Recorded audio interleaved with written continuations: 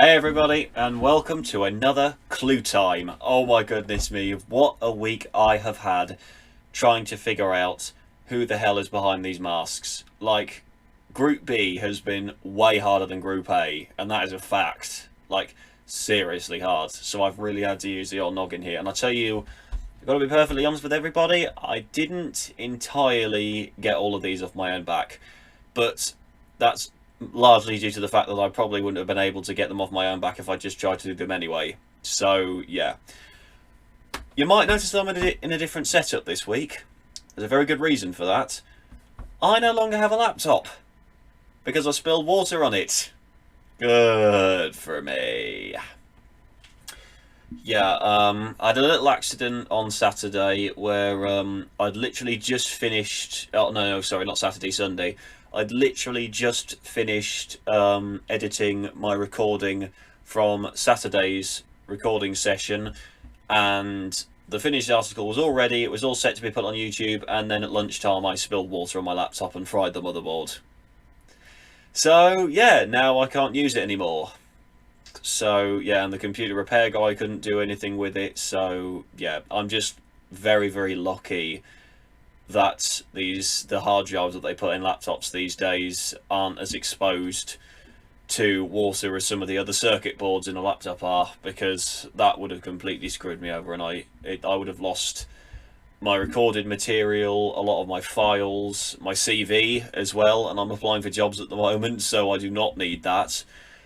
But yeah, so thankfully I was able to take it to him, get all of my files transferred onto an external drive, and yeah, it's all good. It's all good. So yeah, I am ready to get into this week's Clue Time, and until I get a new laptop, or one that can potentially, you know, run streams or recordings better, I'll be doing all of my sessions from right here in my parents' study. So yes, very glad that the PC that they've had for quite a good number of years now is still in perfect working order. So yes. But actually, yeah, before we get started, I've also had a few issues with OBS on here that I never had on my laptop. And I've actually had to sync up the microphone and my webcam to anything that's being played in the background for the first time, which is something that I never had to do on the laptop, probably because it's not a separate processing unit between the monitor and the computer itself. So, yeah. But you adjust.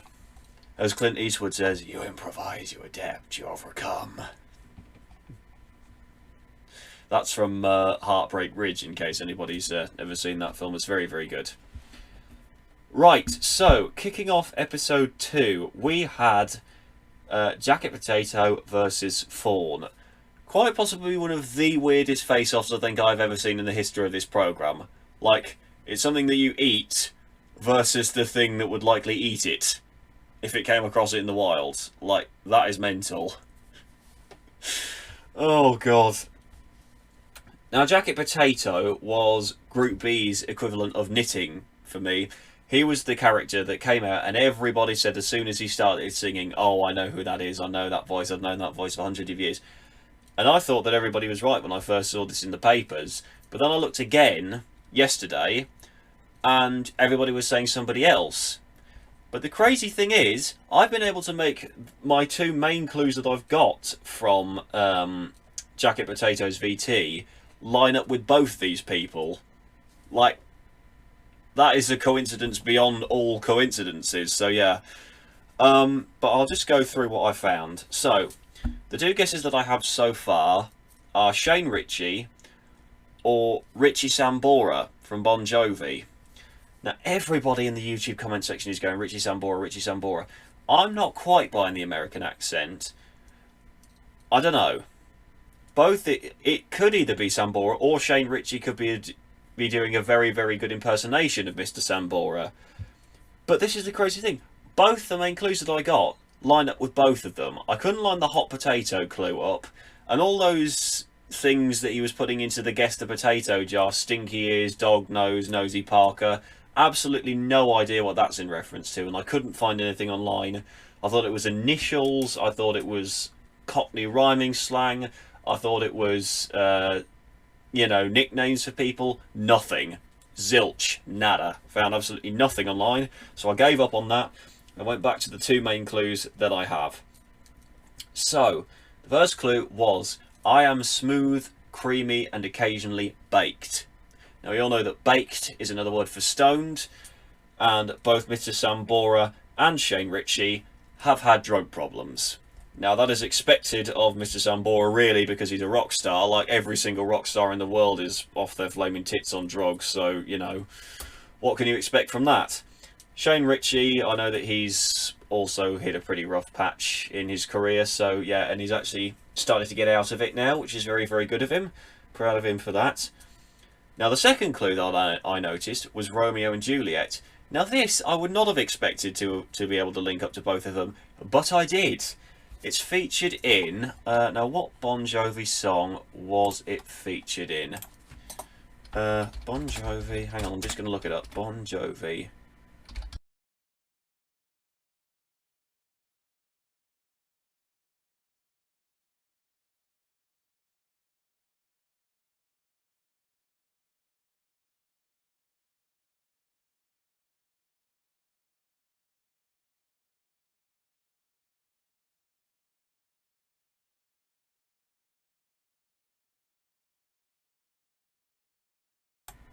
Sorry, my mic got turned off when I went out of that tab. I don't know what happened there.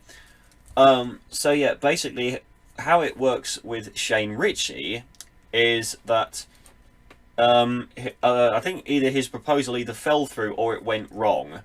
So, and what he said afterwards was, this isn't exactly Romeo and Juliet, is it?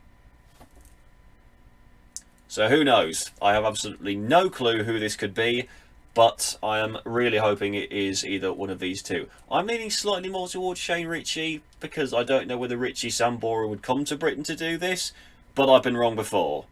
You know. I'm not saying that American musicians wouldn't come to Britain to do this, because they have. We know they have from previous series. But, you know, a Bon Jovi star doesn't strike me as the kind of person that would, you know. Oh yeah, and that was another thing. I thought the height would make a difference between the two of them. They're both 6 feet. Too many things line up with both of them. Like, this is getting scary now. Now, next up we had Fawn. Now, this was a tricky one for me, because the first clue that really struck me from her was the tea clue. Oh, no, it wasn't tea. It was tea or coffee. It was one of the two. That doesn't matter. Look at my autistic brain working away. So, yes. So, 5 sugars. Girl group, 5 members. That's easy to decipher. What is not easy to decipher is the fact that in the UK there are about 5 million girl groups with 5 members. So, what the fuck am I supposed to do? So yeah, immediately my mind goes to the biggest ones like the Saturdays, Girls Aloud, the Spice Girls, of course. But then, so I had to consult my mate, who I think I mentioned in my last clue time, who is a girl and boy band boffin. He is absolutely fantastic with this stuff, and he pointed me towards All Saints. Now, when he first said All Saints, I was an idiot, and I thought, hang on a sec, that's not all girls. Why are you telling me about All Saints? But then I realised I was getting All Saints mixed up with All Stars, where Ashley Taylor Dawson comes from, and I know about him from Strictly Come Dancing. So, yeah, hit myself over the head after that one. But yes, and I've forgotten that this was the group that the Appleton sisters first started in. I didn't think it was either... Sorry to say, I didn't think it was either of the 2 black members of the group, because the voice didn't sound that sort of... Oh God, this is going to sound bad no matter how I say it. It didn't sound like a black woman. That's all I'll say there. Just simply, it didn't sound like a black woman. So, yeah, it's either Melanie Blatt or it's one of the Appleton sisters, but I'm leaning ever so slightly more towards Natalie Appleton, because I think she's the older of the 2 Appleton sisters, and one of the clues was not a baby. Call me a boffin, but maths was a passion. Absolutely no clue what that's in reference to. I couldn't find anything about her having a degree or something like that online, so I had to leave that one. Sandy. I thought that this could have been somebody that played Sandy in Grease, but it also could be a reference to All Saints' song Pure Shores. Not entirely sure. Sure. Ah. Oh, dearie me. Unintentional funnies. The brain clue. My brain helped me to win later in life. Sorry. Oh, dearie me. I'm not in a good condition tonight. Yes, she has raised money for brain tumour research. Not exactly sure whether that was where that clue was going, but I'm hoping I'm sort of on the right track. The last one that I got was the Wonderland clue. Now, my mate, when I was chatting to him, he said to me there was a girl band out there called Wonderland, so maybe it could be reference to that. But that seemed a bit too obvious to me. And plus which, they're not... They've never reached my ears. I've never listened to any of their songs, and I don't think they'd be that well known to be able to do this show. But then I remembered, Take That. One of Take That's most recent albums was Wonderland, which is where the song Giants came from. And so I looked that up and I tried to see if All Saints had a connection with them. All Saints supported Take That when they did their Wonderland tour. So I reckon we're on a roll here with Natalie Appleton. I'm really hoping it is her. And I've got to say, that performance of Beauty and the Beast, absolutely amazing. Absolutely fantastic. Now, next up was the character that had me stumped the most. And that was Rubbish. And I realised why after a while, because this is probably one of our big sports stars of the series, and I'm not normally that hot on sports stars. I don't watch football. I watch the Six Nations occasionally. I'll catch the cricket and watch it for like 5 seconds before I turn it off. I'll mainly watch the Olympics, but I don't think this is an Olympian. Now, a lot of Rubbish's clues through. I had to look through this so many times before I made some connections and YouTube comments as well. Now, the first thing I noticed was all of a sudden, I thought the thing where he went, "How am I supposed to sit on that? I don't have a bum." When he went in at the start of his VT, I thought that was just a joke. It's not, but I'll get more into that later on because there was that little red cushion. And they don't use that as a prop in the other VTs. So that was a very, very sneaky clue for them to stick in there. But when you saw all the rubbish lying on the floor, and I saw the 15 cans with the red around them, I thought that was a rugby union reference, because there's 15 players on a rugby union team. And I thought Matt Stevens, because he's sung before, but he's not necessarily that brilliant. But then I had a little look at what people were talking about online, and I suddenly looked again and I thought, how the hell did I miss that? I was focusing too much on just the cans and not everything else that was coloured in the rubbish pile. There was the 15 red cans, and then there was a blue thing of packaging, there was a yellow, a green, a black, a white, a pink, and a brown. And suddenly it all started falling into place. This is a snooker player. This has to be a snooker player. It's the 15 red balls and all the individual colours of the other balls. How I missed that, I have absolutely no... I still have actually no idea how you're supposed to play. I know you're supposed to pot all the red balls first. I don't know what order the colours go in after that. I'll have to check. But yeah, then it all made sense. The red cushion. Cushion is what they call the material that they put out on the table. Triangle, starting the game. That's what you put all the balls in when you start a snooker game or a pool game or a billiards game or anything like that. Solo. Snooker players always play solo. The number one. Now this could be a very interesting one, and the not seeing me smiling clue. Now that could be a reference to all snooker players, but the one player that really stuck out to me who has been number one for a really, really long time was Ronnie O'Sullivan. And I'm really hoping that this is Ronnie O'Sullivan, because he's married to Layla Ruas, who was a former partner of Anton de Beck's on Strictly. And I love Anton de Beck. So I'm really hoping that this is Ronnie O'Sullivan. But the other person that it could have been is it Mark or...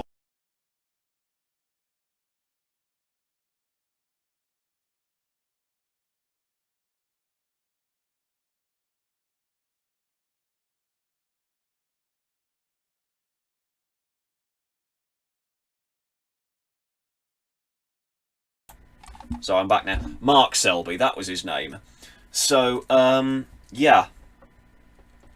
So yeah, it's either Ronnie O'Sullivan or Mark Selby, but I'm leaning slightly more towards Ronnie O'Sullivan because he seems to be sort of the more overall number one. So yeah, I think I've got this one nailed. Pigeon. I've got to be honest, she's very, very comical, but vocal-wise, that's more what I look for in these performances, and I want the comedy to mix in with the vocals. So this just was not my cup of tea at all. Oh, she's very in character though, I'll give her that, so well done to her for that. But, yeah, I don't think this is that much of a stretch to see who this is. This is either Gemma Collins or Vanessa Feltz, because either of these two ladies both have very, very strong personalities. The ruffled feathers clue sort of brings me more towards Vanessa Feltz, because she's known for being quite the hard-hitting journalist, but Gemma Collins has also caused quite a few stirs as well. A couple more clues, line up more with Gemma, though. The biscuits, she was forced to try and eat a rotten biscuit when she went on I'm a Celeb, and that didn't turn out very well. The carrots, that could have been an 8 out of 10 Cats reference when they sort of poked fun at her for some of the foods that she ate on I'm a Celeb. And also I think she started growing her own veg as well. So I think that's what I've read about anyways. But yeah, it has to be, regardless of the clues, it has to be one of those two. Some people have said Catherine Tate. That's not Catherine Tate. Catherine Tate is way taller than that pigeon is. I was going to do what I did last week and write down the unmasked person's clues, but I'm not even going to bother because I'm too ashamed. How the frick did I not get Lulu? Oh, look, for God's sake. She's got one of the most recognisable voices in the country. And even when I thought I knew what the clues meant after I watched it back again, I'd still got the wrong reference. I mean, I was sort of on the right track, but still, people could have very easily like the shh in the Love Heart. I thought that meant shout, but no, that was actually a reference to a different song of hers. But you know, I still would have got it right regardless of that if I'd got that clue. And the well clue, I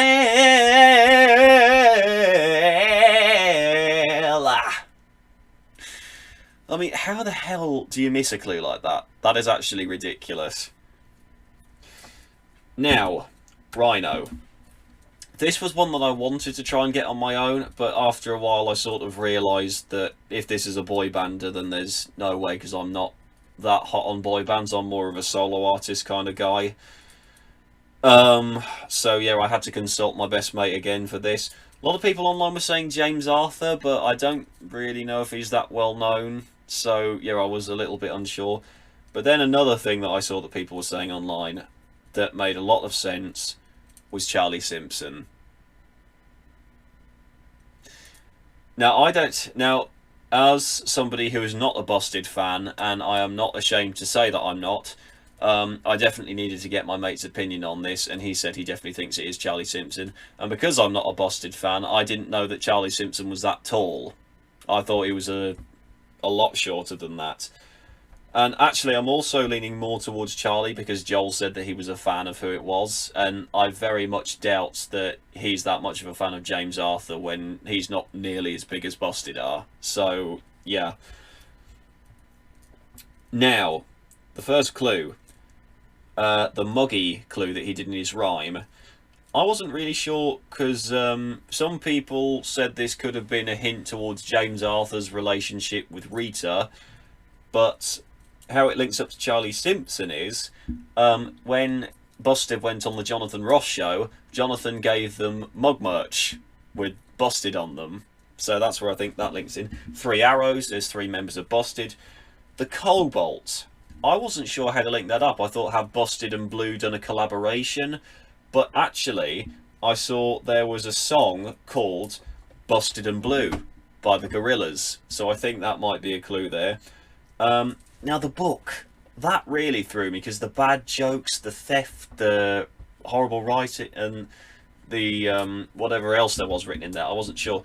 But somebody managed to find one clue that was so cryptic, I never would have picked this up. So props to them. There were the letters Arlo in there, spread across 2 words. And that is the name of Charlie's son.